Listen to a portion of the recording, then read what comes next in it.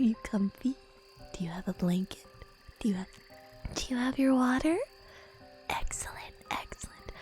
Chapter 5, Riddles in the Dark. When Bilbo opened his eyes, he wondered if he had, for it was just as dark as with them shut. No one was anywhere near him. Just imagine his fright. He could hear nothing, see nothing, and he could feel nothing except the stone of the floor. Very slowly he got up and groped about on all fours, till he touched the wall of the tunnel, but neither up nor down. He could find nothing at all. No signs of goblins, no sign of dwarves. His head was swimming, and he was far from certain even of the direction that they had been going in when he had had his fall. He had guessed as well as he could, and he crawled along for a good way, till suddenly his hand met what felt like was a tiny ring of cold metal lying on the floor of the tunnel. It was a turning point in his career, but he did not know it. He did not go much further, and he put the ring in his pocket almost without thinking. Certainly it did not seem of any particular use at the moment. He sat down on the cold floor and gave himself up to complete miserableness for a long while. He thought of himself frying bacon and eggs in his own kitchen at home, for he could feel inside that it was high time for some meal or another, but that only made him miserabler.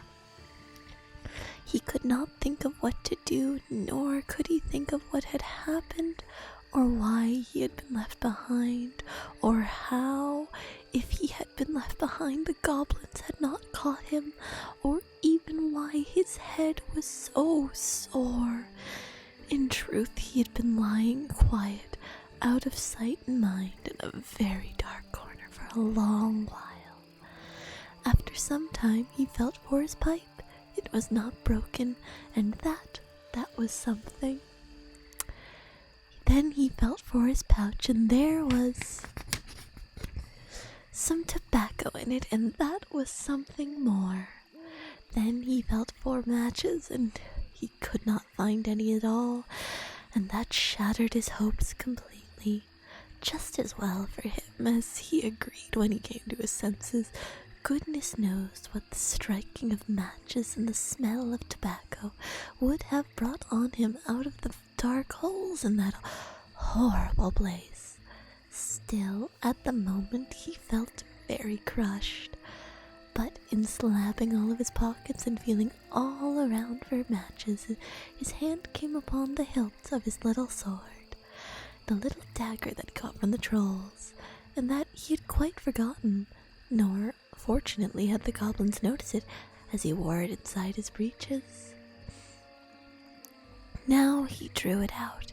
It shone pale and dim before his eyes. So it is an elvish blade too, he thought, and goblins are very near, but yet not far enough. Somehow he was comforted. It was rather splendid to be wearing a blade made in Gondolin for the goblin wars of which so many songs had sung. And he also had noticed that such weapons made an impression on goblins that came up on them suddenly. Go back, he thought? Oh, this music's loud. Hold on. It's distracting. Hold on. I'm going to a different one. It's dramatic. I don't need dramatic. Thank you. I want calm and peaceful. Where were we? Go back, he thought? No good at all. Go sideways? Impossible. Go forward? Only thing to do. On we go.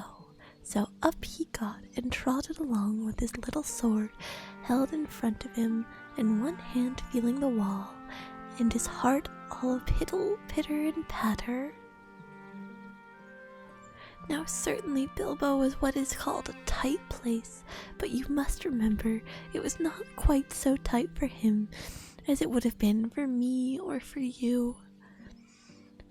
hobbits are not quite like ordinary people, and after all, if their holes are nice, cheery places and properly aired, quite different from the tunnels of the goblins, still they are more used to tunneling than we are, and they do not easily lose their sense of direction underground, not when their heads have recovered from being bumped. Also, they can move quite quietly and hide quite easily and recover wonderfully from falls and bruises. And they have a fund of wisdom and wise sayings that men have mostly never heard of or have forgotten long ago.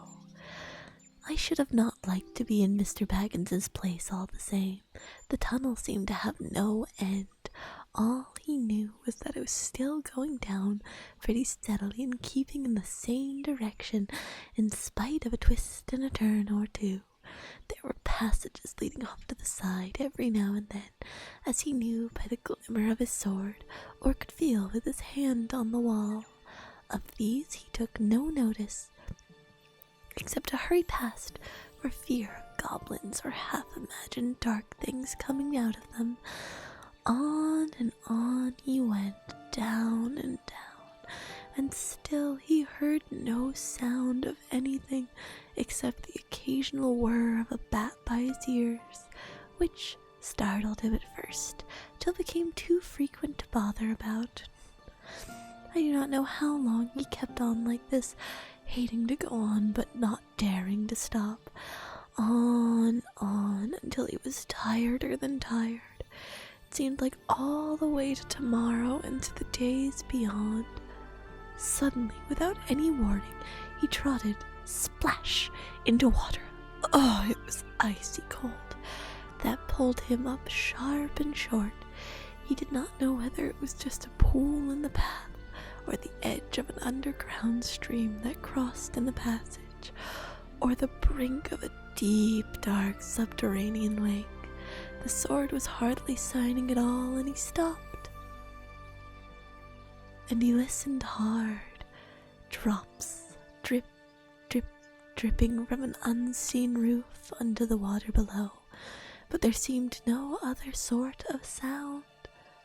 So it is a pool or a lake, not an underground river, he thought. Still, he did not dare to wade out into the darkness. He could not swim, he thought too of nasty, slimy things with big, bulging, blind eyes wriggling in the water. There are strange things living in the pools and the lakes and the hearts of mountain. Fish whose fathers swam in, goodness only knows how many years ago, and never swam out again, where their eyes grew bigger and bigger from trying to see in the blackness. Also, there are many other things more slimy than fish. Even in the tunnels and caves the goblins have made for themselves, there are other things living unbeknownst to them. Some of those things have sneaked in from the outside to lie up in the dark. Some of these caves, too, go back to their beginnings ages before. The goblins who only widened them and joined them up with passages, and the original owners are still there, in odd corners, slinking and nosying about. Deep down, here by the dark water, lived old Gollum, a small, slimy creature. I don't know where he came from, nor who or what he was. He was Gollum, as dark as darkness, except for two round, pale eyes in his thin face. He had a little boat, which he rowed about quite quietly on the lake, for the lake it was, wide and deep and deadly and cold. He paddled it with large feet dangling over the side, but never a ripple did he make, not he. He was looking out of his pale, lamp-like eyes for blind fish, which he grabbed with his long fingers. As quick as thinking, he liked meat too. Goblin he thought good when he could get it, but he took care that they never found him out. He just throttled them from behind, What if they ever came down here anywhere alone, anywhere near the edge of the water, while he was prowling about? They very seldom did, for they had a feeling that something unpleasant was lurking down there, down at the very roots of the mountain. They had come on the lake when they were tumbling down long ago, and they found they could go no further, so there their road ended in that direction, and there was no reason to go that way unless the great goblin sent him. Sometimes he took a fancy for fish from the lake, and sometimes neither goblin nor fish came back. Actually, the goblin lived on a slimy island of rock in the middle of the lake. He was watching Bilbo now from the distance, with his pale eyes like telescopes. Bilbo could not see him, but he was wondering a lot about Bilbo, for he could see that he was no goblin at all. Gollum got onto his boat and shot off from the island, while Bilbo was sitting at the brink altogether flummoxed, at the end of his way and wits. Suddenly came up Gollum and whispered and hissed, "Bless us and splash us, my precious. I guess it's a choice feast. At least a tasty morsel it'll make us, Gollum." And when he said Gollum, he made a horrible swallowing noise in his throat. That's how he got his name, although he always called himself my precious. The Hobbit nearly jumped out of his skin when the hiss came in his ears, and suddenly he saw the pale eyes sticking out at him. "Who are you?" he said, thrusting his dagger in front of him. "What is he, my precious?" whispered Gollum, who always spoke to himself, though never having anyone else to speak to. This is what he had come to find out, for he was not very hungry at the moment, only curious. Otherwise he would have grabbed first and whispered afterwards.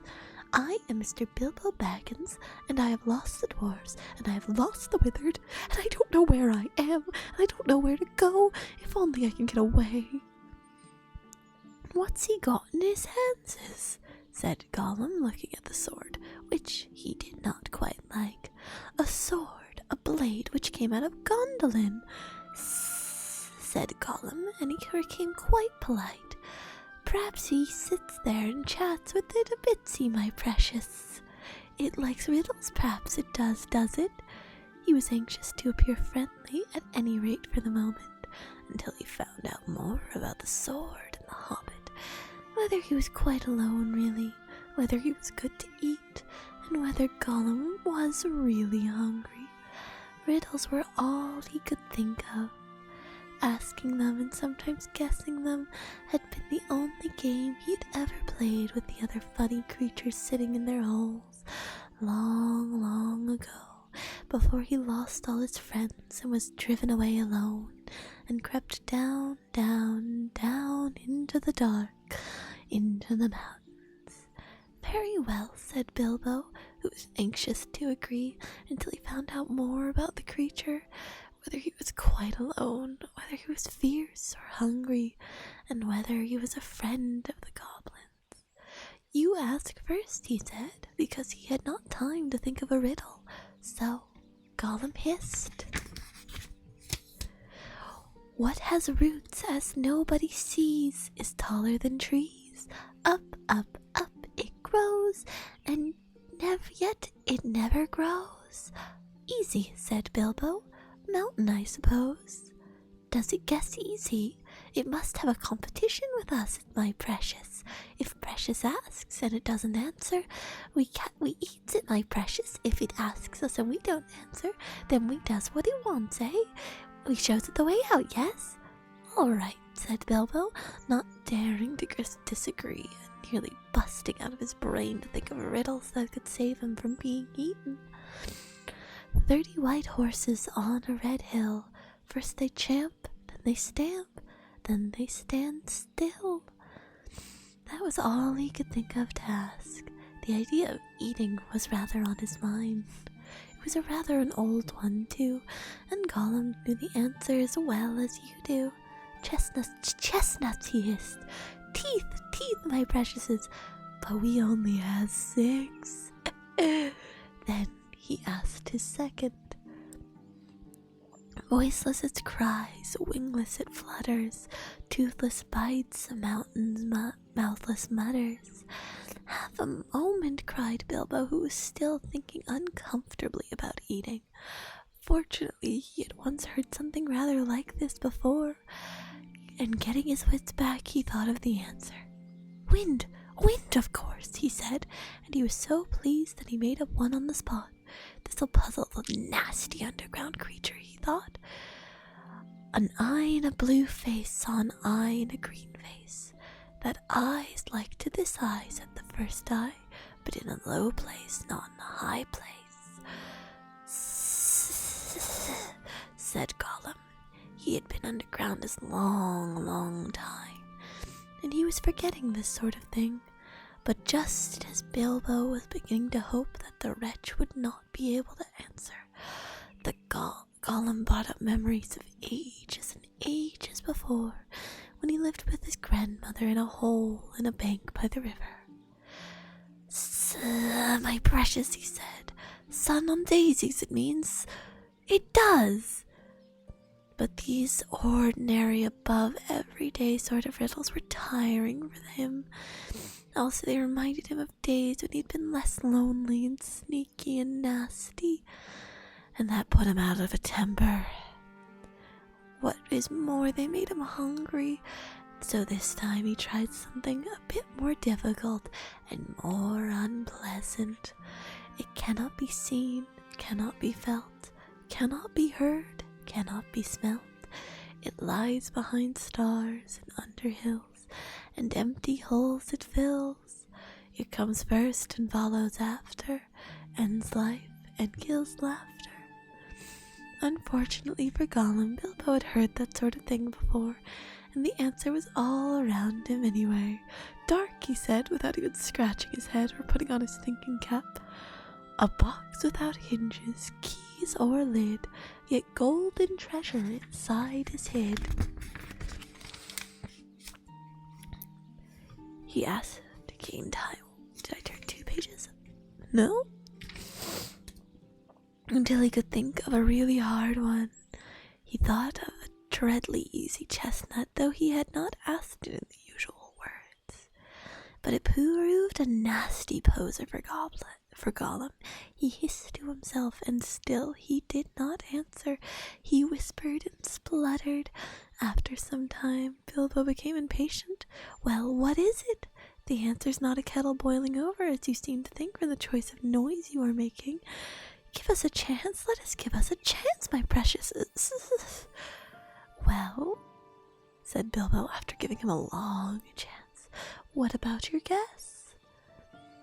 And suddenly Bilbo remembered thieving from nests long ago, sitting under the riverbank, teaching his grandmother to suck. Eggses, he hissed, eggses. Then he asked, alive without breath, as cold as death, never thirsty, never drinking, all in mail, never clinking. He also in his turn thought this was a dreadfully easy one, but this was because he was already thinking of the answer. But he could not remember anything at the moment, but he was so flustered by the egg question. All the same, it was a poser for poor Bilbo, who never had anything to do with the water if he could help it. I imagine you know the answer, of course, or can guess it as easy as winking, since you are sitting comfortably at home, and have not the danger of being eaten to disturb your thinking. Bilbo sat and cleared his throat once or twice, but no answer came. After a while, Bilbo began to hiss with pleasure to himself. Is it nice, my precious? Is it juicy? Is it scrumptiously crunchable? He began to peer Bilbo out of the darkness. Half a moment, said the Hobbit, shivering. I gave you a good long chance just now. It must make haste, haste, said Gollum, beginning to climb out of his boat onto the shore to get at Bilbo. But when he put his long, webby foot in the water, a fish jumped out of fright and fell on Bilbo's toes. Ah, it's cold and clammy. And so he guessed, fish, fish, it is fish. Gollum was dreadfully disappointed, but Bilbo asked another riddle as quick as he could, so that Gollum had to get back onto his boat and think. No legs lay on one leg, 2 legs sat near on 3, 3 legs, 4 leg got some. It was not really the right time for this riddle, but Bilbo was in a hurry. Gollum might have had some trouble guessing it if he had asked it at any other time. As it was, talking of fish, no legs was not very difficult, and after that, the rest was easy. Fish on a little table, a man at a table sitting on a stool, the cat has the bones. This, of course, is the answer, and Gollum soon gave it. Then, the thought of time had come to ask something hard and horrible. This is what he said. This thing all things devours, birds, beasts, trees, flowers, gnaws iron and bites steel, grinds hard stones to meal, slays kings and ruins towns, and beats high mountains down. Poor Bilbo sat in the dark, thinking of all the horrible names of giants and ogres he had ever heard of told in tales, but not one of them had done all of these things. He had a feeling that the answer was quite different and that he ought to know it, but he could not think of it. He began to get frightened, and that is bad for thinking. Gollum began to get out of his boat. He flapped into the water and paddled to the bank. Bilbo could see his eyes coming towards him. His tongue seemed to stick in his mouth, and he wanted to shout out, "Give me more time, give me more time," but all that came out with a sudden squeal was, "Time! Time!" Bilbo was saved by pure luck, for that, of course, was the answer. One moment, guys.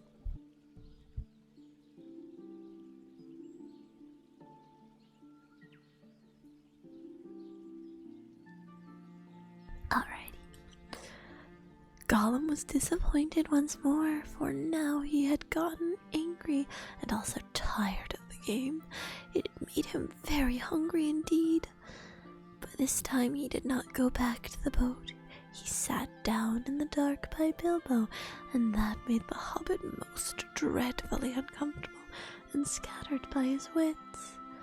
"You've got to ask us a question, my precious. Yes, yes, yes. Just one more question to guess. Yes, yes," said Gollum. Bilbo could not think of any question with that nasty, wet, cold thing sitting next to him and pawing and poking him. He scratched himself and pinched himself. Still he could not think of anything. Bilbo pinched himself and slapped himself, and he gripped on his little sword. He even felt in his pocket with his other hand. There he found the ring he had picked up in the passage and forgotten about. "What have I got in my pocket?" he said aloud. He was talking to himself, but Gollum thought it a riddle, and he was frightfully upset. "Not fair, not fair," he hissed. "It isn't fair, my precious. Is it to ask us what's it got in its nasty little pockets?" Bilbo, seeing that what had happened and having nothing better to ask, stuck to his question. "What have I got in my pocket?" he said louder. "Sssss," hissed Gollum. "It must give us 3 guesses, my precious, 3 guesses." "Very well, guess away," said Bilbo. "Handses," said Gollum. "Wrong," said Bilbo, who had luckily just taken his hand out again. "Guess again." "Sssss," said Gollum, more upset than ever. He thought of all the things he kept in his own pockets: fish bones, goblin teeth, wet shells, and a bit of bat wing, a sharp stone to sharpen his fangs on, and other nasty things. He tried to think of what other people kept in their pockets. "Knife!" he said at last. Wrong, said Bilbo, who had lost his some time ago. Last guess. Now Gollum was in a much worse state than when Bilbo had asked him the egg question. He hissed and sputtered and rocked himself backwards and forwards and slapped his feet on the floor and wriggled and squirmed. But he still did not dare to waste his last guess. Come on, said Bilbo, I am waiting. And he tried to sound bold and cheerful, but he did not feel at all sure about how the game was going to end, whether Gollum guessed right or not. Time's up, he said. String or nothing, shrieked Gollum, which was not quite fair, working in two guesses at once. Both wrong, said Bilbo, very much relieved, and he jumped at once to his feet and put his back to the nearest wall and held out his little sword. He knew, of course, that the riddle game was sacred and of immense antiquity, and even wicked creatures were afraid to cheat when they played at it. But he felt he could not trust this slimy thing to keep any promise out of Hinge. Any excuse would do him to slide out of it. And after all, that last question had not been a genuine riddle according to the ancient laws. But at any rate, Gollum did not attack him. He could see the sword in Bilbo's hand. He sat still, shivering and whispering. At last, Bilbo could wait no longer. Well, he said, what about your promise? I want to go. You must show me the way. Did we say so, precious? Show the nasty little Bagginses the way out. Yes, yes. But what has it got in its pockets, is it? Not string, precious, but not nothing. Oh, no, Gollum. Never mind, you mind, said Bilbo. A promise is a promise. Cross it is, impatient, precious, hissed Gollum. But it must wait. Yes, it must. We can't go up the tunnel so hasty. We must get some things first. Yes, things to help us. Well, hurry up, said Bilbo, relieved to think of Gollum going away. He thought he was just making an excuse and did not mean to come back. What was Gollum talking about? What useful things could he keep out in the dark lake? But he was wrong. Gollum did mean to come back. He was angry now and hungry, and he was a miserable, wicked creature, and already he had a plan. Not far away was his island, of which Bilbo knew nothing, and there in his hiding place he kept a few wretched ottomans, and one was a very beautiful thing. Very beautiful, very wonderful.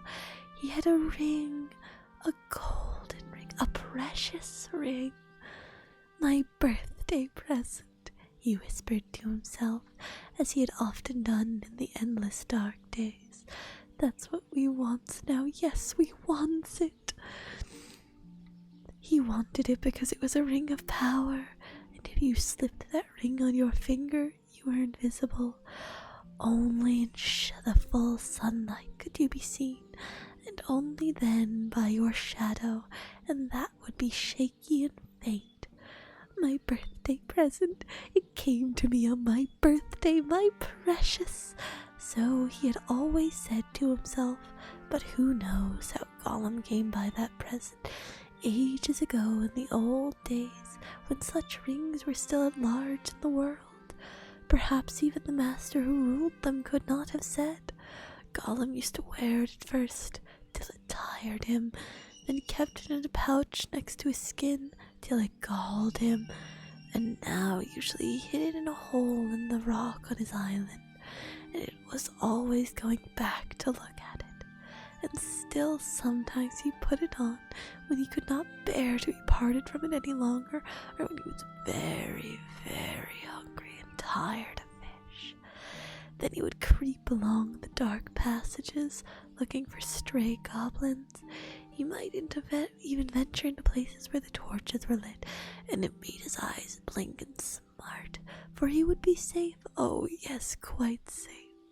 No one would see him. Only a few would notice him till he had their fingers on his throat. Only a few hours ago he had worn it, and caught a small goblin. Oh, how it squeaked. He still had a bone or two left to gnaw, but he wanted something softer. Quite safe, yes, he whispered to itself. It won't see us, will it, my precious? No, it won't see us, and its nasty little sword will be quite useless, yes, quite. This is what was in his wicked little mind as he slipped suddenly from Bilbo's side and flapped back to his boat and went off into the dark.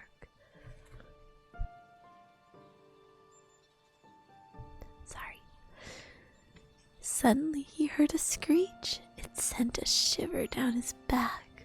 Gollum was cursing and wailing away in the doom and gloom, but not very far off from the sound of it.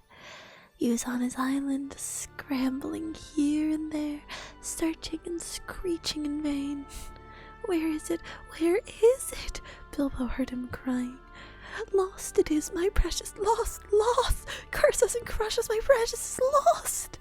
What's the matter? Bilbo called. What have you lost? It mustn't ask us, shrieked Gollum. Not his business. No, Gollum, it's lost. Gollum, Gollum, Gollum. Well, so am I, cried Bilbo, and I want to get unlost. And I won the game, and you promised, so come along. Come and let me out, and then go on with your looking.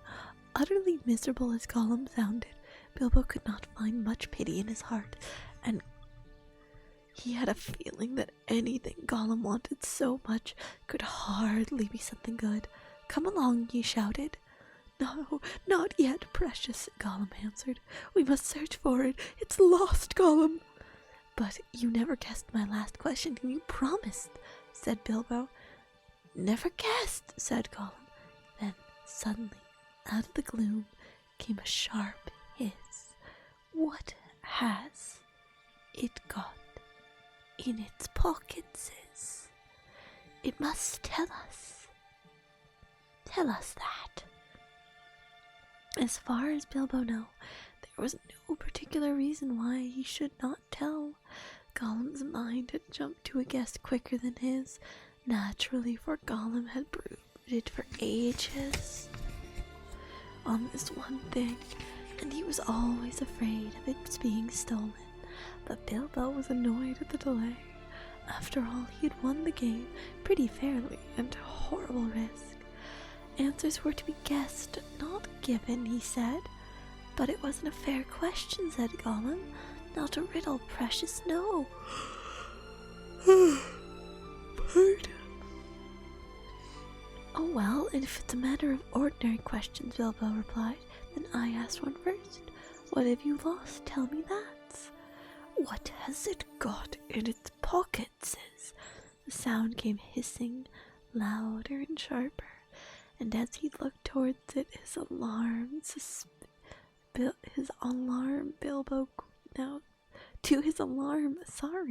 Bilbo now saw two small points of light peering at him. As suspicion grew in Bilbo and Gollum's mind, oh my god, the light of his eyes burned with a pale flame. What have you lost? Bilbo persisted. But now the light in Gollum's eyes had become a green fire, and it was coming swiftly nearer. Gollum was in his boat again, paddling wildly back to the dark shore, and such a rage of loss and suspicion was in his heart that no sword had any more terror for him.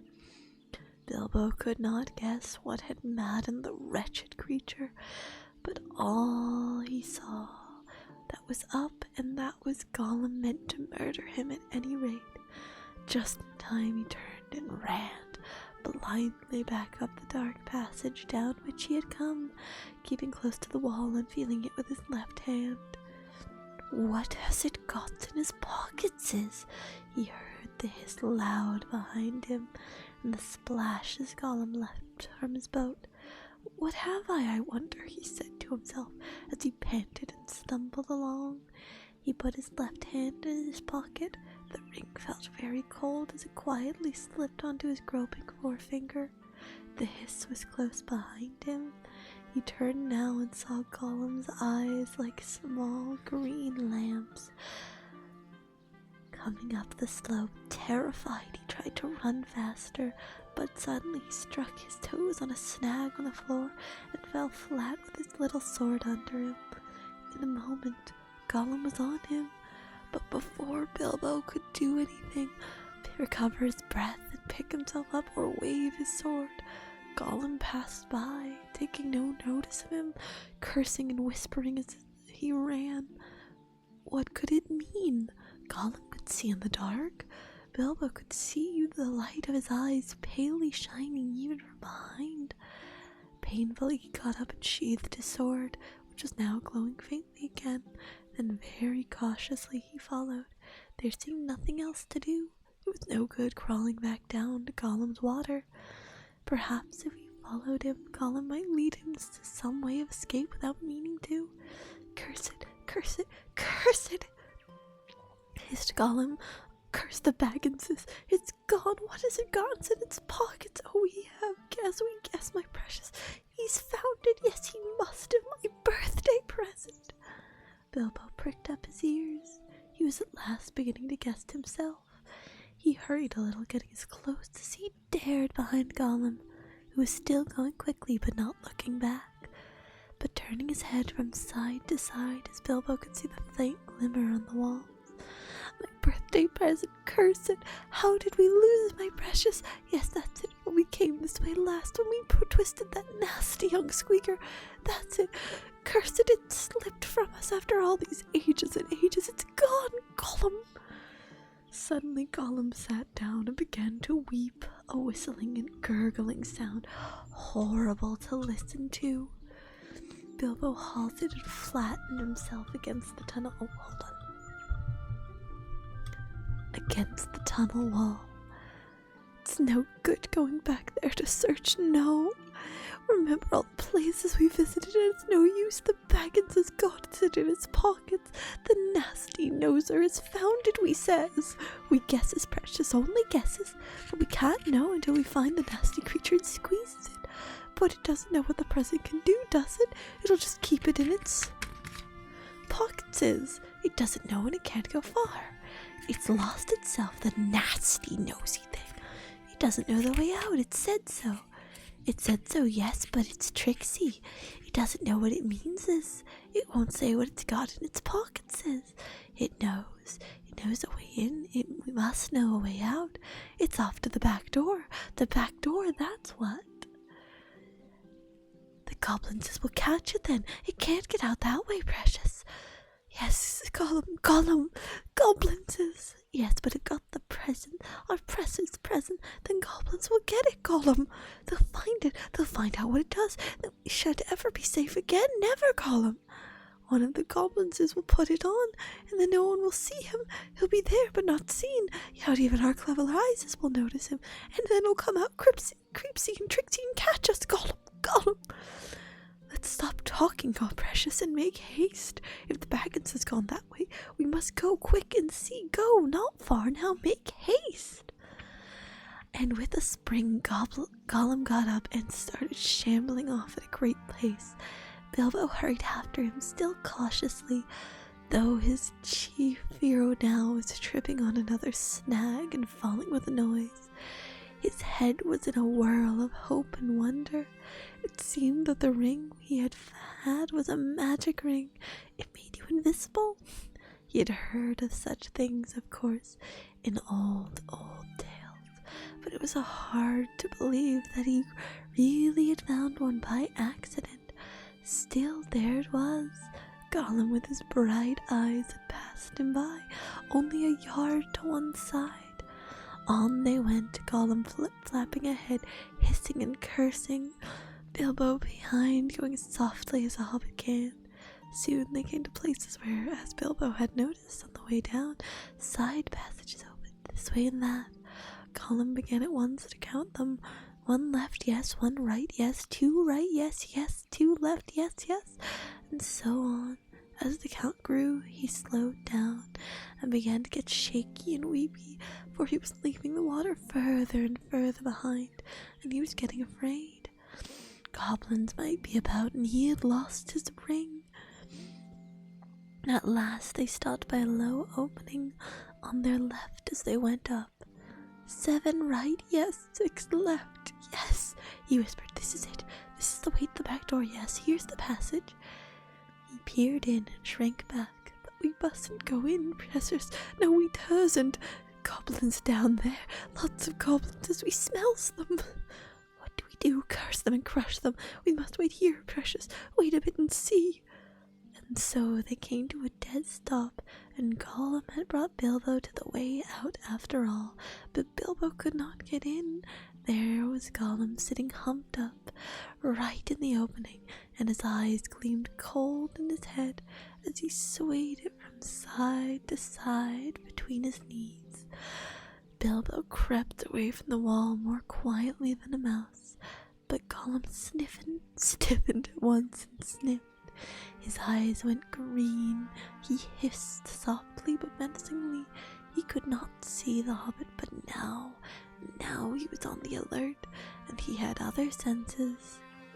It seemed that the darkness had sharpened hearing and smell. He seemed to be crouched right down with his hands splayed on the floor and his head thrust out, nose almost to the stone. Though he was only a black shadow in the gleam of his own eyes, Bilbo could see or feel that he was tense as a bowstring, gathered for a spring. Bilbo almost stopped breathing and he went stiff himself. He was desperate. He must get away out of this horrible darkness while he had any strength left. He must fight. He must stab the foul thing, put its eyes out, kill it. It meant to kill him. No, not a fair fight. He was invisible now, and Gollum had no sword. Gollum had not actually threatened to kill him, or tried to yet, and he was a miserable, alone, lost thing. A sudden understanding, a pity mixed with horror welled up in Bilbo's heart. A glimpse of endless unmarked days without light or hope of betterment. Hard stone, cold fish, sneaking and whispering. All of these thoughts passed in the flash of a second. He trembled, and then quite suddenly in another flash, as if lifted by a new strength and resolve, he leaped.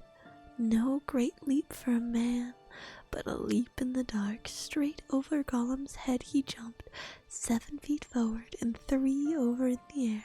Indeed, had he known it, he only just missed cracking his skull on the low arch of the passage. Gollum threw himself backwards and grabbed as the Hobbit flew over him, but too late. His hands snapped on thin air, and Bilbo, falling fair on his sturdy feet, sped off down the new tunnel. He did not turn to see what Gollum was there or doing. There was a hissing and cursing almost at his heels at first, and then it stopped. All at once there came a blood-curdling shriek, filled with hatred and despair. Gollum was defeated. He dared go no further. He had lost his prey, and lost, too, the only thing he had ever cared for, his precious.